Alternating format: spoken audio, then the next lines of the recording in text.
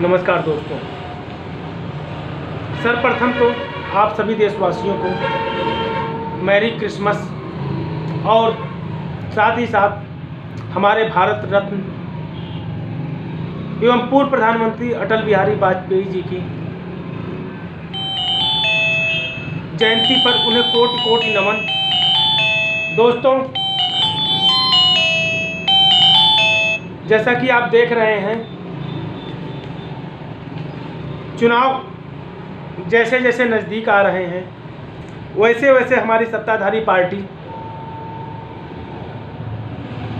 अपने अधिकारों का सदुपयोग पूरी निष्ठा से कर रही है। काश यह जो पूरी निष्ठा हमारी मौजूदा सरकार चुनाव आने के कारण अब दिखा रही है, अगर वही निष्ठा सत्ता पर काबिज होते ही दिखाई होती तो यह जो कुछ हमें भ्रष्टाचार के केस देखने को मिल रहे हैं, शायद अब तक उनमें कुछ कमी आई होती।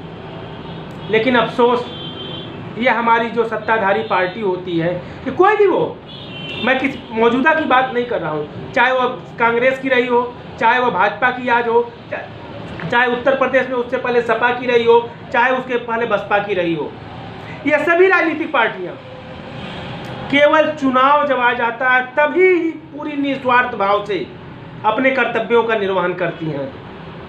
और यह जो ताबड़तोड़ छापेमारी चल रही है, यह इसका जीता जागता उदाहरण है। वो कहा गया है ना, हाथ कंगन को आरसी क्या, पढ़े लिखे को फारसी क्या। ठीक वही कहावत चरित्रार्थ हो रही है। आप देखिए किस प्रकार सिर्फ एक इत्र व्यवसायी के घर में कैसे 175 करोड़ रुपए मिलते हैं, कैसे 175 करोड़। DGGCI का कहना है कि इतनी बड़ी कैश रकम आज तक किसी छापे में नहीं मिली थी।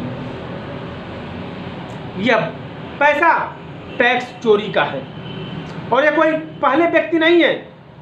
इससे पहले भी हर सरकारों में सरकार के नुमाइंदे इस तरह की टैक्स चोरी करते हैं और मौजूदा सरकार में भी यह खेल बड़े पैमाने पर चल रहा है।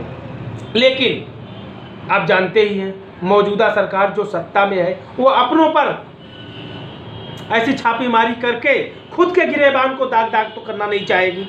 खुद को पाक साफ दिखाने के लिए ही अन्य पार्टियों पर ही वह ऐसे छापे डलवा करके जनता को दिग्भ्रमित कर वोट बैंक की राजनीति करने की चेष्टा है। मैं ये नहीं कह रहा छापेमारी गलत है, मैं छापेमारी यह बहुत ही सही है। ऐसे हर नागरिक को, हर कारोबारी पर, चाहे वह किसी भी पार्टी से जुड़ा क्यों ना हो, चाहे वह स्वयं मैं ही क्यों ना हो, अगर मैं गलत हूं तो मुझ पर कानूनी शिकंजा कसा जाना चाहिए। क्योंकि किसी को भी देश की संपत्ति से, देश के मान सम्मान से, देश की संप्रभुता और अखंडता से, देश की गरिमा से खिलवाड़ करने नहीं दिया जा सकता है। आप देख ही रहे हैं अयोध्या में जमीनों के नाम पर किस प्रकार भ्रष्टाचार सामने आया है। लेकिन मौजूदा सरकार अभी उसकी तह में जाने की चेष्टा नहीं करेगी, क्योंकि अगर ऐसा करेगी तो उसकी दामन ही दागदार होंगे, उसके गिरेबान पर उस भ्रष्टाचार के छींटे पड़ेंगे जो हमारी मौजूदा सरकार नहीं चाहेगी। दोस्तों,